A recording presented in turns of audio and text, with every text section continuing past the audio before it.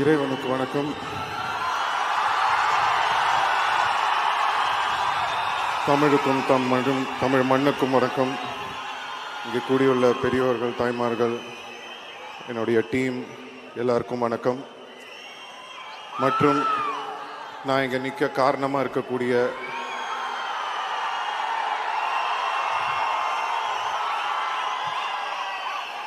என் ரத்தமான ரசிகர்களுக்கு வணக்கம்.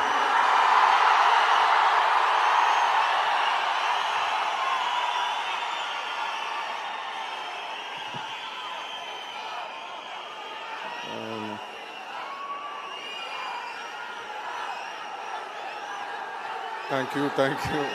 நன்றி.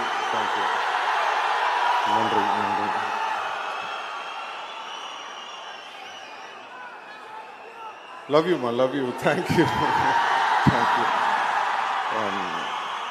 First, Madras Talkies அவர்களுக்கு என்னுடைய நன்றியை தெரிவிச்சுக்கிறேன்.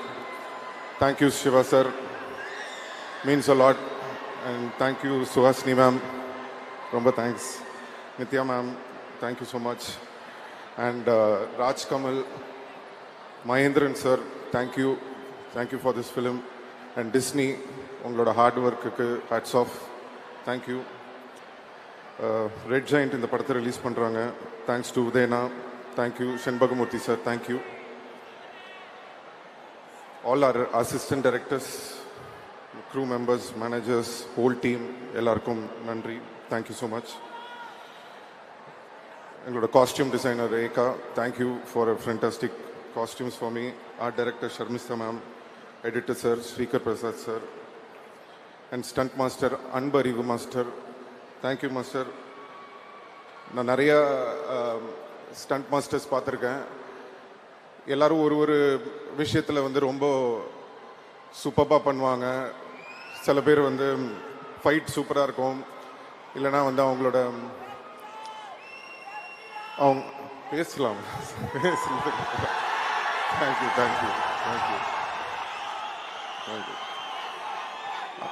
அந்த மாதிரி thank you.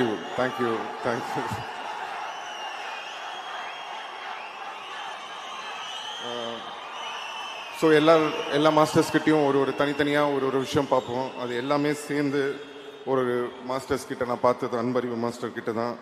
Thank you master. First time நான் உங்களோட ஒர்க் பண்ணுறேன். ரொம்ப நல்லா இருந்தது எக்ஸ்பீரியன்ஸ்.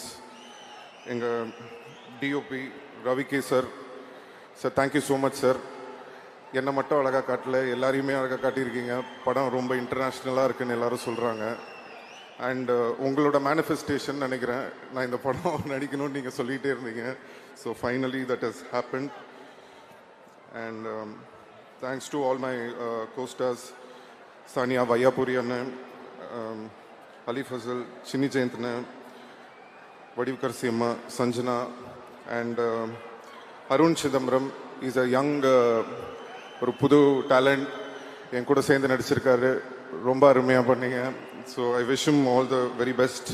பக்ஸ் அவரோட ஃபஸ்ட் டைம் ஒர்க் பண்ணுறேன். ரொம்ப நல்லா இருந்தது. Thank you. Joju George, thank you sir. எனக்கு உங்களை ரொம்ப பிடிக்கும். உங்களோட பர்ஃபார்மன்ஸ், உங்களுக்கு இருக்கிற அந்த ஸ்க்ரீன் ப்ரெசன்ஸ் பார்க்கும்போது ரொம்ப பொறாமையாக இருக்கும். உங்களோட ஒர்க் பண்ணது ரொம்ப சந்தோஷம். ரொம்ப நல்லா பண்ணியிருக்கீங்க இந்த படத்தில். Thank you sir. All the best. And Aishwarya Lakshmi, அவங்களோட எனக்கு கம்மி தான். அவங்க thank you. Nassar sir, means a lot sir. நம்ம நிறைய படம் பண்ணியிருக்கோம் இதுக்கு முன்னாடி, பட் இந்த படத்தில் ஒர்க் பண்ணது ரொம்ப ஸ்பெஷல். என் கூட ஒரு பையன் மாதிரி என்னை பார்த்துக்கிட்டீங்க. ரொம்ப அன்பாக இருந்தீங்க. நீங்களும் கமல் சாரும் நடிக்கிறது, பேசுகிறது, அதெல்லாம் பார்க்கும்போது ரொம்ப சந்தோஷமாக இருந்தது உங்களோட ஒர்க் பண்ண அந்த time. Thank you sir. Abhirami ma'am, super. இந்த படத்தில் கண்டிப்பாக உங்களோட பர்ஃபார்மன்ஸ் எல்லோரும் பேசுவாங்கன்னு நான் நம்புகிறேன். ரொம்ப அருமையாக பண்ணியிருக்கீங்க. Welcome back to Tamil cinema. We missed you. And Ashok Selvan, ஒரு சச் அ கிரேட் டேலண்ட். ஒரு தம்பி மாதிரி. அவர் இன்னும் நிறைய படங்கள் பண்ணணும். அவருக்கு ஒரு அருமையான ஒரு டேலண்ட் இருக்குது. கண்டிப்பாக ஒரு மிகப்பெரிய ஆள். அவர் கண்டிப்பாக ஃப்யூச்சரில் வருவார். இந்த படத்தில் எங்களுக்கு கம்மியான சீன்ஸ் தான் கிடச்சிது. பட் இருந்தாலும் ஒர்க் பண்ணுறதுக்கு ரொம்ப அருமையான ஒரு மனிதர். ஐ wish him all the very best. Trisha அவங்க அவங்களும் நானும் வினை தாண்டி வருவாயா பண்ணியிருந்தோம். அதுக்கப்புறம் நிறைய எக்ஸ்பெக்டேஷன், அதுவும் இந்த படத்துக்கு வந்து ரொம்ப எக்ஸ்பெக்ட் பண்ணிகிட்டு இருந்தாங்க. பட் ட்ரெய்லரை பார்த்து நீங்கள்லாம் கொஞ்சம் ஷாக்காக இருப்பீங்கன்னு நினைக்கிறேன். பட் இன்னும் வந்து நிறைய சர்ப்ரைஸ் இருக்குது அவங்க சொன்ன மாதிரி. ஸோ அதை பற்றி நாங்கள் இப்போ பேச முடியாது. படம் வந்ததுக்கு அப்புறமா நீங்கள் எல்லோரும் பார்ப்பீங்கன்னு நினைக்கிறேன். அண்ட் ரேமான் சார் பற்றி பேசணுன்னா நிறைய பேசிகிட்டே இருக்கலாம். தேங்க்யூம்மா, கொஞ்சம் பேச விட. Love you. வரேன் உங்களுக்கு வரேன். ரேமான் சார், தேங்க்யூ சார். ஏன்னா சின்ன வயசுலேருந்து உங்களை ரொம்ப தொந்தரவு பண்ணியிருக்கேன், இப்போ வரைக்கும் பண்ணிகிட்ருக்கேன்னு நினைக்கிறேன். ரேமான் சாரோட எனக்கு நிறைய ட்ராவல் இருந்திருக்கு. பட் ரொம்ப ஒரு இம்பார்ட்டண்ட்டான ஒரு மொமெண்ட் எதுனா, ஒரு டைமில் இந்த பீப் சாங்குன்னு ஒரு சாங் வந்தப்போ ரொம்ப அந்த டைமில் வந்து ரொம்ப கஷ்டமான ஒரு டைம், உங்கள் எல்லாருக்குமே தெரியும். அப்படி இருக்கிற ஒரு டைமில் வந்து எனக்காக வந்து அந்த டீசருக்கு வந்து ஒரு டைலாக்ல இருந்தது ஒரு டீசரு. பட் சார் வந்து ஊருக்கு போகாமல் இருந்து இல்லை நம்ம எதாவது பண்ணணும் அப்படின்னு சொல்லி அவர் போட்டு ஒரு டீசரை ரெடி பண்ணி ரிலீஸ் பண்ண சாங் தான் தள்ளி போகாதே. ஸோ அதை என்றைக்குமே மறக்க மாட்டேன். எனக்காக நிறையா செஞ்சுருக்கீங்க sir, thank you so much. And first time எங்கள் அப்பா படத்துக்கு அப்புறம் நான் வந்து வெளியில் வந்து ஒரு படத்தில் பாட்டு பாடினேன்னா எனக்கு ஃபஸ்ட்டு சான்ஸ் கொடுத்தது ரஹ்மான் சார் தான். ஸோ அது ஏன் நான் இன்றைக்கி சொல்கிறேன்னா, அவர் என்ன நினச்சி எனக்கு கொடுத்தாருன்னு தெரில. இது வரைக்கும் தமிழ், தெலுங்கு, மலையாளம், கன்னடா தெரியல, ஹிந்தி வரைக்கும் பாடியிருக்கேன். கிட்டத்தட்ட 150 சாங் பாடியிருக்கேன் சார் உங்களால். Thank you so much sir.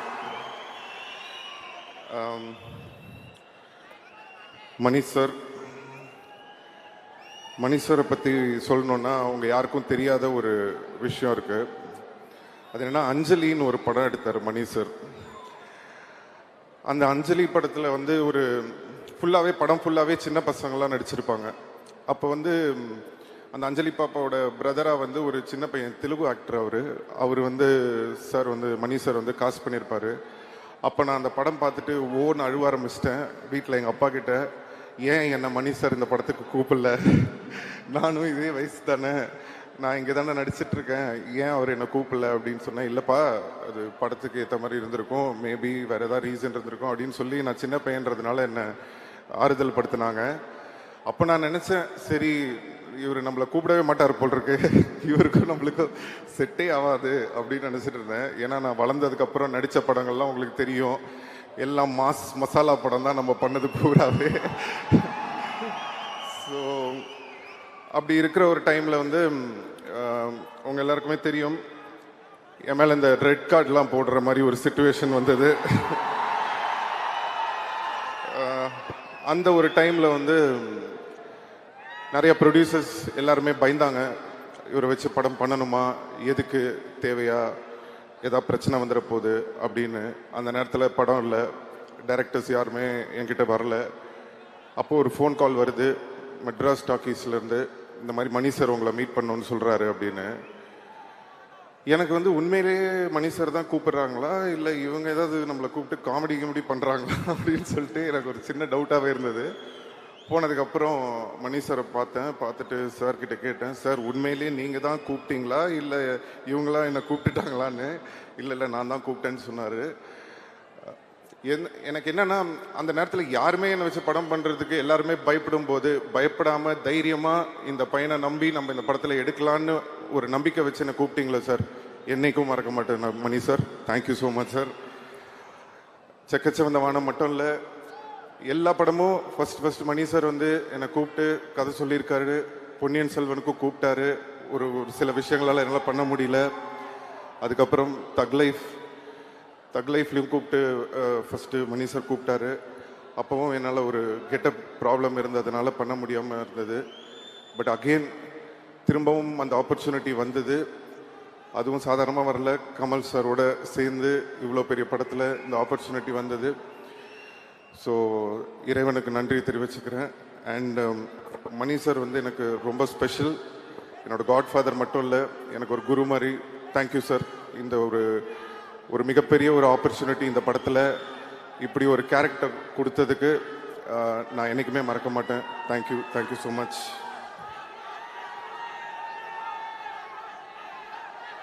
தேங்க்யூம்மா.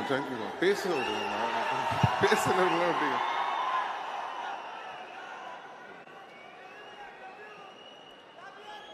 Love you. கமல்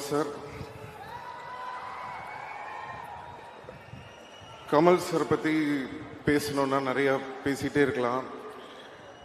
பட் என்னன்னா, அவர்கிட்ட கற்றுக்கிறதுக்கு நிறையா இருக்கும் அப்படின்னு நம்ம சொல்லும்போது ஒரு குருவாக நம்ம அவரை பார்க்குறோம். பட் கமல் சார் சொல்கிறாரு, no, I am still a student அப்படின்றாரு. ஸ்டூடெண்ட்டாக இருந்தாலும் திறமையான ஸ்டூடெண்ட் கிட்ட, ஒரு பயங்கரமான ஸ்டூடெண்ட் கிட்ட கற்றுக்கிறதுல தப்பே இல்லை சார்.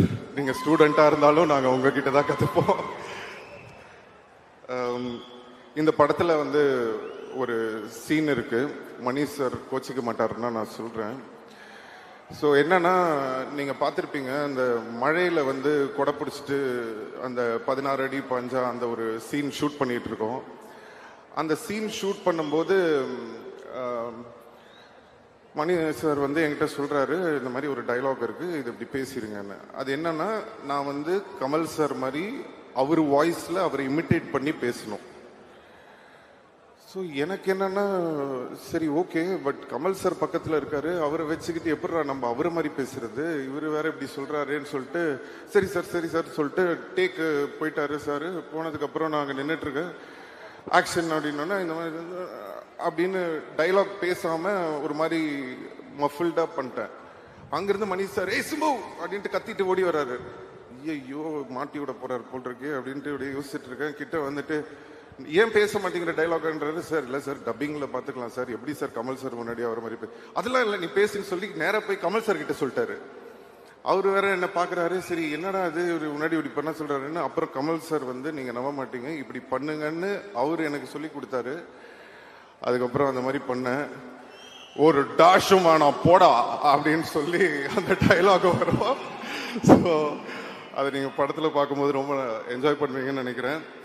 அண்ட் இன்னொரு ஷார்ட் நீங்கள் பார்த்துருப்பீங்க ட்ரெய்லரில்.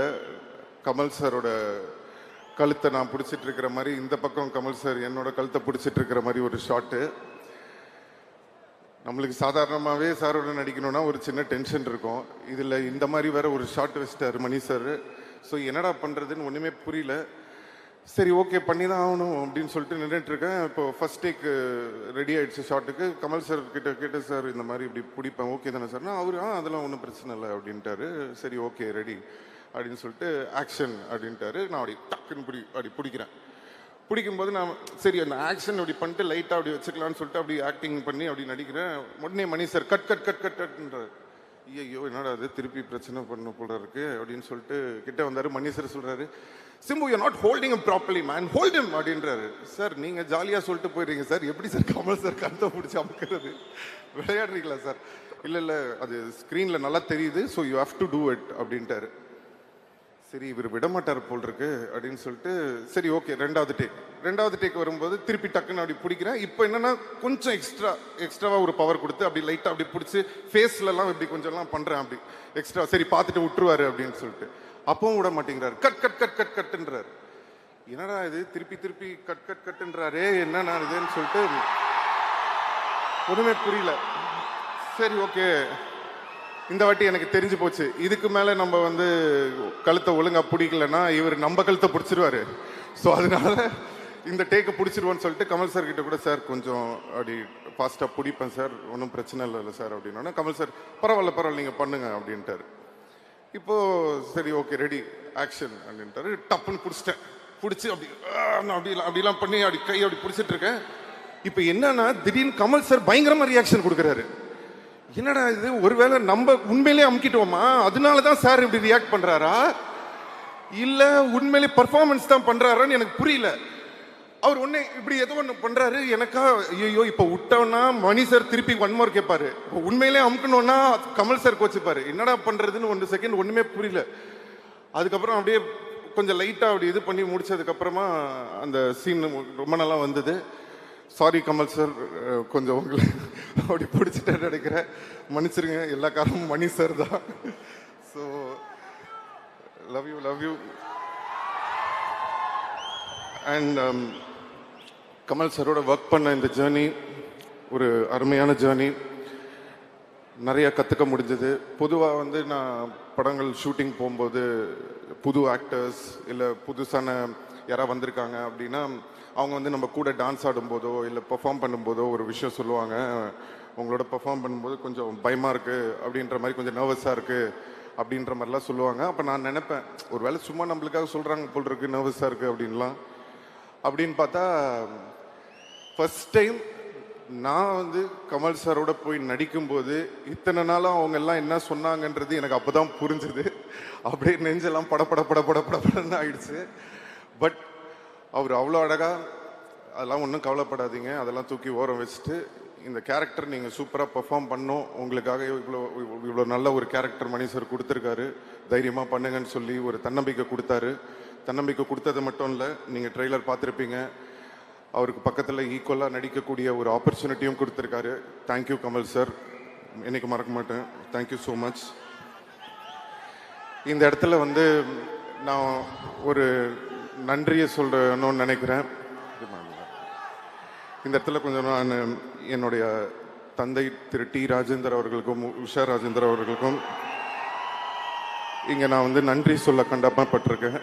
ஏன் அப்படின்னா, சின்ன வயசில் எல்லா பசங்களுக்கும் சாக்லேட் வாங்கி கொடுப்பாங்க, வெளில கூட்டு போவாங்க, படத்துக்கு கூட்டு போவாங்க, பீச்சுக்கு கூட்டு போவாங்க, விளையாட சொல்லுவாங்க, இல்லை படிக்க சொல்லுவாங்க. ஆனால் பிறந்ததுலேருந்து எனக்கு நடிக்க சொல்லி கொடுத்து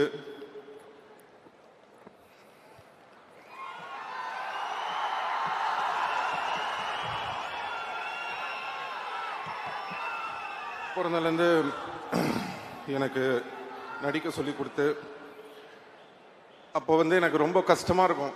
என்னடா இவங்க நம்மளை வந்து ரொம்ப கஷ்டப்படுத்துகிறாங்களே. மற்ற பசங்களாம் வந்து ஜாலியாக இருக்கும்போது நம்ம மட்டும் டெய்லி ஒரு பக்கம் ஷூட்டிங்கு, இன்னொரு பக்கம்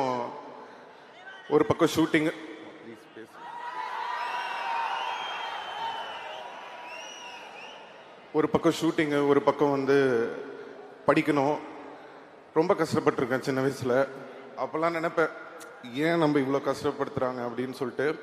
ஆனால் இன்றைக்கி வந்து ஒரு 40 வருஷம் கழித்து கமல் சாரோட நடிக்கிற ஒரு ஆப்பர்ச்சுனிட்டி வரும்போது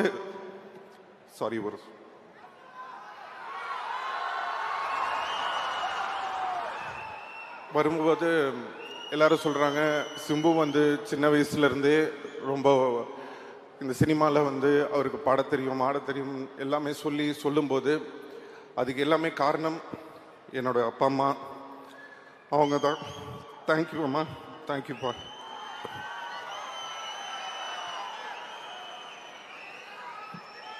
ஸோ இன்னைக்கு வந்து எங்கள் அப்பாவை நான் வர வேணான்னு சொன்னேன் இந்த ஆடியோ லான்ச்சுக்கு. ஏன்னா அவர் எமோஷ்னல் ஆகிடுவார் அப்போ அப்படின்னு நினச்சிட்டு அவரை வர வேணான்னு சொன்னேன். கடைசியில் இப்போ நான் எமோஷ்னல் ஆகிற மாதிரி ஆயிடுச்சு. சாரி.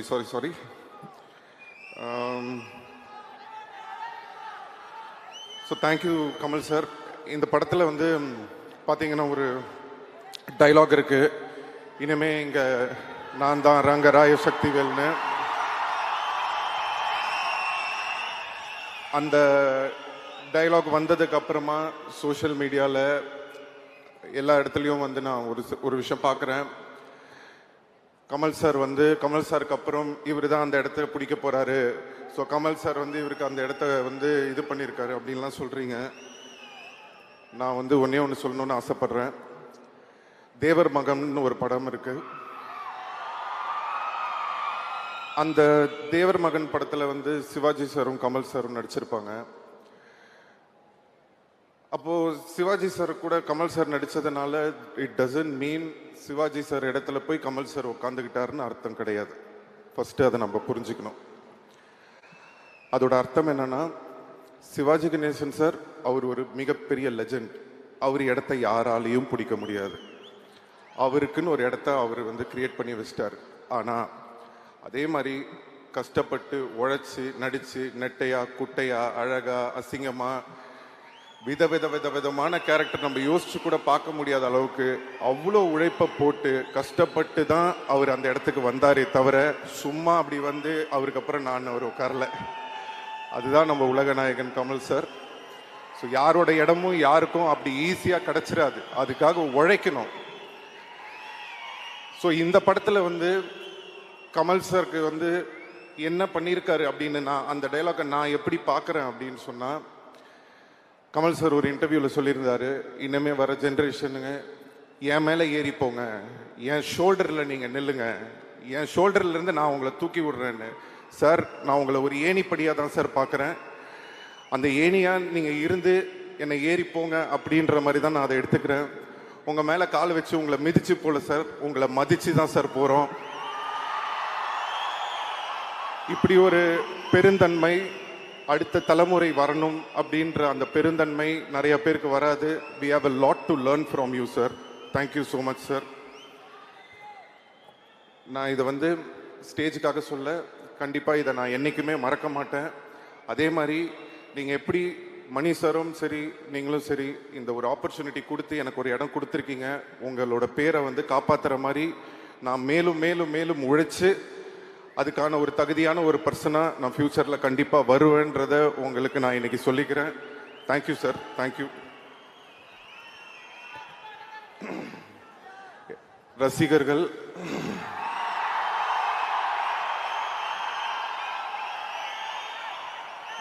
நான் சொல்லியிருந்தேன் உங்களை கண்டிப்பாக பெருமைப்படுத்துகிற மாதிரி இனிமேல் நடந்துப்பேன்னு சொல்லி. அதுக்கான ஒரு ஆரம்பமாக தான் நான் இந்த படத்தை பார்க்குறேன். தக் life will be the beginning. So thank you so much. காலதாமதம் கொஞ்ச நாள் கொஞ்சம் டைம் ஆயிடுச்சு, கவலைப்படாதீங்க. இனிமே காலதாமதம் இல்லாமல் நடக்கணும்னு பார்த்துக்கிறேன். எல்லாரும் கேட்பாங்க உங்களுக்கு எப்படி சார் இவ்வளோ லாயலான ஃபேன்ஸ் இருக்காங்க அப்படின்னு சொல்லி.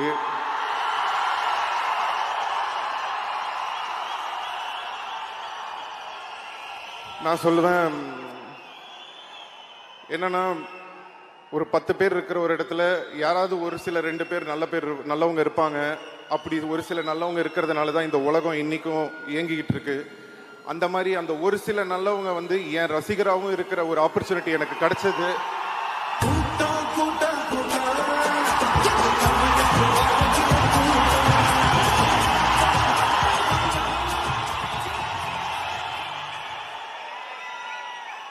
அப்படிப்பட்ட ஒரு நல்ல உள்ளங்கள் எனக்கு ரசிகர்களாக கிடைச்சதுக்கு நான் இறைவனுக்கு நன்றியை தெரிவிச்சுக்கிறேன்.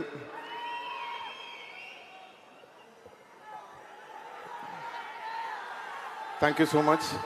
அண்ட் தக் லைஃப் படத்தை பற்றி நான் பெருசாக பேச வேணான்னு நினைக்கிறேன். கண்டிப்பாக படம் பேசும். ஜூன் 5 ரிலீஸ் ஆகுது. உங்கள் எல்லாருடைய சப்போர்ட்டும் அன்பும் ஆதரவும் இருக்கும்னு நம்புகிறேன். தேங்க்யூ ஸோ மச் எல்லாருக்கும்.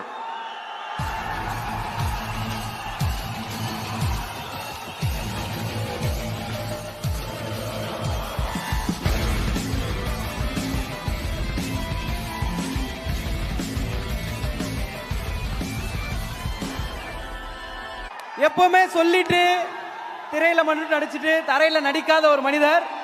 நீங்க என்ன பண்ணாலும் சரிண்ணா, இந்த சத்தம் இப்படி கேட்டுக்கிட்டே இருக்கும். அது காரணம் உங்களோட ஹானஸ்டி மட்டும்தான். அவ்வளோ சந்தோஷமா இருக்கு. இப்படி ஒரு மாசான ஒரு மேடை எங்களுக்கு ஒரு ஆசனை. நாங்கள் இவ்வளோ இத்தனாயிரம் பேர் சேர்ந்துருக்கோம். இனிமே இங்கே நான் தான்ற டைலாக் நீங்கள் அங்கேருந்து சொல்லணும்னா அதை நாங்கள் இங்கேருந்து கேட்கணும் எங்களுக்காக. சார் மணி சார், இனிமே இங்க நான் தான் ரங்கராய சக்திவேல்.